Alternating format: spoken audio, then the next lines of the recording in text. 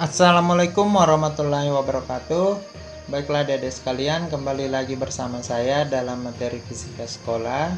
Jangan lupa like dan subscribe. Semoga apa yang saya sampaikan dapat lebih membuat adik-adik paham dalam penyusunan RPP berdasarkan silabus yang telah ditetapkan Peraturan Kementerian Pendidikan dan Kebudayaan. Pada kurikulum pembelajaran berbasis kompetensi atau K13 ini, di pertemuan ke-11 saya akan membahas tentang bagaimana menyusun suatu tujuan pembelajaran, materi pembelajaran, dan referensi pembelajaran. Di pertemuan ke-10 sebelumnya kita sudah membahas tentang bagaimana mengembangkan indikator pembelajaran. Selanjutnya, bagaimana mengembangkan tujuan pembelajaran, materi pembelajaran, dan referensi pembelajaran itu. Untuk tujuan pembelajaran dan materi pembelajaran, ini yang pertama, materi itu sudah ditentukan di dalam suatu silabus. Materi yang akan kita bahas itu ada dalam silabus tersebut. Dari materi itu kita harus menggunakan referensi yang jelas. Nah, referensi yang jelas ini ada juga dasarnya. Dasarnya yaitu buku yang telah diterbitkan oleh Kementerian Pendidikan yang menjadi pedoman bagi pendidik maupun tenaga pendidik pada materi fisika yang kita akan bahas dalam suatu pertemuan. Nah, selanjutnya kita akan menyusun suatu tujuan pembelajaran. Untuk memahami tentang tujuan pembelajaran itu lebih lanjut, kita langsung saja pada salah satu contoh pengembangan tujuan yang pernah saya terapkan.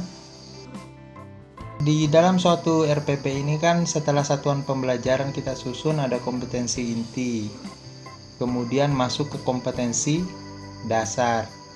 Nah, setelah kompetensi dasar kita mengembangkan sebuah indikator pembelajaran.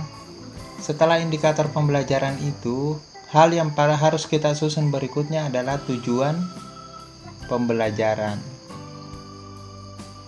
Dalam suatu penyusunan indikator pembelajaran, kita menyusun secara rinci selama misalnya pembelajaran itu di dalam suatu sekolah kan 16 pertemuan. Kita merincikan dari setiap pertemuan pertama sampai pertemuan ke-16 itu, baik dari kompetensi dasar maupun indikator pembelajarannya. Setelah menyusun sebuah indikator, maka kita menyusun tujuan pembelajaran tersebut sesuai dengan pertemuan yang akan kita lakukan. Jika ada 16 pertemuan, berarti ada 16 tujuan pembelajaran, karena kita merinci tujuan pembelajaran setiap pertemuan yang dilakukan dalam suatu kelas. Tujuan pembelajaran itu harus berkaitan dengan indikator pembelajarannya. Jadi sebenarnya seperti ini. Kompetensi inti yang paling pertama itu berkaitan dengan kompetensi dasar. Dari kompetensi dasar lebih spesifik lagi masuk indikator pembelajaran. Setelah ada indikator pembelajaran, apa yang menjadi indikator atau ciri-cirinya? Di sini kan baru kata misalnya menentukan tegangan dan regangan di aspek indikator yang ketiga.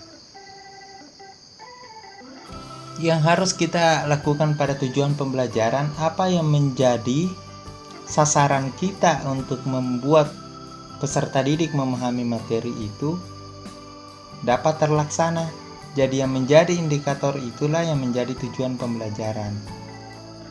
Di tujuan pembelajaran saya yang pertama misalnya, melalui media pembelajaran, artinya saya mengajar nantinya harus menggunakan media pembelajaran. Melalui media pembelajaran berbasis audiovisual, peserta didik dapat menyadari kebesaran Tuhan pada mata pelajaran yang dikaruniakan Tuhan dengan benar. Tujuan pembelajaran pertama dan kedua ini adalah kompetensi dari segi afektif pada kompetensi inti yang pertama dan yang kedua. Setelah itu, di tujuan pembelajaran ketiga ini sampai seterusnya adalah indikator pembelajaran yang telah kita kembangkan. Indikator pembelajaran saya yang pertama yaitu mengidentifikasi sifat elastisitas bahan dalam kehidupan sehari-hari. Selanjutnya saya menyusun tujuan pembelajaran berdasarkan indikator itu. Di poin ketiga, karena poin kedua dan pertama itu adalah poin kompetensi inti. Ingat ya, yang pertama dan kedua. Nah, di yang ketiga ini baru masuk di indikator. Melalui media pembelajaran berbasis audiovisual, peserta didik dapat mengidentifikasi sifat elastisitas bahan dalam kehidupan sehari-hari. Menyusun suatu tujuan pembelajaran itu lebih pada penekanan daripada sasaran peserta didik dalam pembelajaran. Dan harus jelas. Pertama, melalui media pembelajaran berbasis audiovisual. Artinya, tenaga pendidik harus mengajar pada ruangan itu selama 2 kali 45 menit dengan menggunakan media pembelajaran berbasis audiovisual dalam menyampaikan materi. Apakah harus media ini, Pak? Tidak mesti, ada banyak media yang lainnya. Silahkan nanti cari media apa yang cocok menurut Bapak adik-adik sekalian untuk diterapkan di sekolah sesuai dengan kondisi peserta didik itu. Tetapi harus ada media karena penekanan peraturan kementerian harus pertama berkarakter, yang kedua harus sebagai fasilitator, yang ketiga harus menggunakan media. Jadi media pembelajaran, kenapa harus media pembelajaran ini harus selalu diikutkan? Karena sekarang mode perkembangan 4.0, industri 4.0 yaitu teknologi informasi dan komunikasi. Perkembangan teknologi dibarengi dengan pendidikan itu. Jadi peserta didik tidak kaku ketika terjun di dalam masyarakat, karena pada hakikatnya hasil pembelajaran di sekolah itu tidak hanya selesai di sekolah, tetapi hasil pembelajaran itu akan terlihat ketika keterampilan, kemampuan, pemahamannya, dan sikap peserta didik itu dapat diterapkan di dalam kehidupannya sehari-hari. Nah, itulah yang menjadi hakikat paling utama dari pendidikan itu. Di sini saya mengatakan melalui media pembelajaran berbasis audiovisual. Nah, selanjutnya peserta didik dapat mengidentifikasi. Jadi di sini sudah menekankan bahwa peserta didik harus dapat mengidentifikasi sifat elastisitas bahan dalam kehidupan sehari-hari dengan benar. Nah, ini juga harus dituliskan dengan benar, karena dapat mengidentifikasi itu ranahnya ada dua, ada ranah positif dan negatif. Dia dapat mengidentifikasi secara negatif, bisa juga, karena setiap hal itu selalu ada unsur positif dan negatifnya. Jadi kita harus memperjelas bahwa peserta didik dapat mengidentifikasi sifat elastisitas bahan dalam kehidupan sehari-hari dengan benar. Indikator keduanya yaitu tentang peserta didik dapat mengemukakan pengaruh gaya terhadap benda elastis. Nah, di sini kita menyusun melalui media pembelajaran berbasis audiovisual, peserta didik dapat mengemukakan pengaruh gaya terhadap benda elastis dengan benar. Jadi sesuai indikator. Begitupun di tujuan berikutnya. Jadi dalam penyusunan tujuan pembelajaran sangat mudah. Apa yang menjadi indikator? Itu yang kita tuliskan, tinggal merinci, memasukkan peserta didik dalam bertindak. Tinggal memasukkan bahwa sasarannya peserta didik harus memahami konsep itu. Yang kedua, jenis media yang kita gunakan harus jelas. Yang akan kita terapkan di kelas itu harus jelas. Dan ranahnya semuanya harus positif. Oke, itu untuk satu pertemuan. Setelah kita menyusun tujuan pembelajaran dalam satu pertemuan, maka kita membuat lagi tujuan pembelajaran pada pertemuan berikutnya. Tergantung jumlah pertemuan dalam suatu pembelajaran dalam satu semester di sekolah. Dan Itu pun sudah ditentukan bahwa dalam satu semester itu ada 16 kali pertemuan. Jadi jika kita mengajar mata pelajaran fisika, maka sudah pasti 16 pertemuan. Kita tinggal merinci tujuan pembelajaran dari pertemuan pertama sampai pertemuan ke-16. Artinya kita masuk di dalam kelas itu tidak hanya masuk dengan tangan kosong, tetapi ada langkah yang akan kita gunakan saat mengajar nantinya, dan itu semua dijelaskan dalam suatu RPP.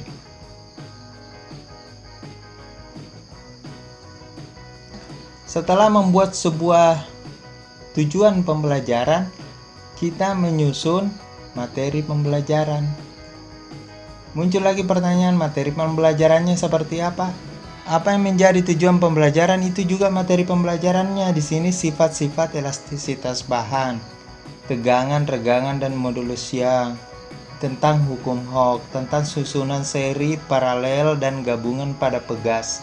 Sama juga dengan tujuan pembelajaran, artinya sama dengan indikator pembelajaran. Apa materi yang akan kita bahas di indikator pembelajaran itu juga yang kita kembangkan pada materi pembelajaran. Tetapi materi pembelajaran ini kita harus lampirkan, karena level dari setiap materi itu ada. Nah, level yang kita susun, jika mengatakan menganalisis, maka kita menyusun materi sampai tahap menganalisis. Jangan hanya mengemukakan, jangan hanya sampai tahap C3 yaitu mengaplikasikan. Padahal sasaran materinya adalah sampai pada tahap menganalisis. Atau jangan hanya sampai tahap menentukan juga itu C3. Menentukan tergantung kata kuncinya. Jadi kata kunci itu bisa dilihat pada suatu taksonomi, baik dari Anderson maupun taksonomi revisi Bloom. Selanjutnya tentang sumber belajar. Untuk sumber belajar bisa menggunakan berbagai macam referensi yang jelas. Jangan hanya asal copy paste di internet. Kita harus mendapat referensi yang memiliki pengakuan dalam bentuk satu buku, dan sudah ada buku fisika yang diterbitkan oleh Kementerian Pendidikan dan Kebudayaan. Tinggal kita menggunakan dan bisa menambah referensi dari berbagai sumber lainnya sebagai tambahan. Tetapi referensi ini harus ada, ini menjadi referensi wajib yang harus kita miliki sebagai tenaga pendidik.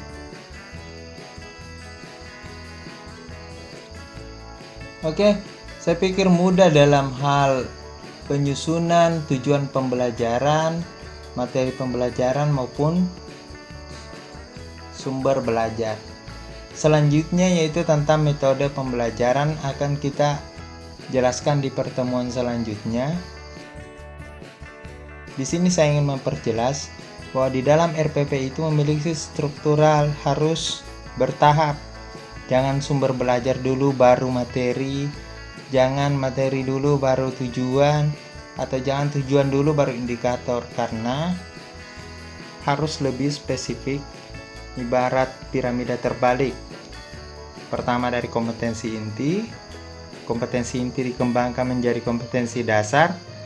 Kompetensi dasar itu jika dispesifikkan terdapat indikator. Setelah ada indikator maka ada tujuan pembelajaran. Setelah ada tujuan pembelajaran masuk di materi pembelajaran, dan materi pembelajaran itu harus memiliki referensi yang jelas. Setelah itu masuk lagi di tahap pelaksanaan pembelajaran. Pembelajaran itu ada metode pembelajaran dan lain sebagainya. Untuk masalah tahap pelaksanaan pembelajaran ini akan saya jelaskan di pertemuan ke-12 nantinya. Untuk pertemuan ke-11 ini saya hanya akan jelaskan sampai di sini. Semoga apa yang saya sampaikan dapat bermanfaat. Lebih dan kurangnya mohon dimaafkan. Wassalamualaikum warahmatullahi wabarakatuh.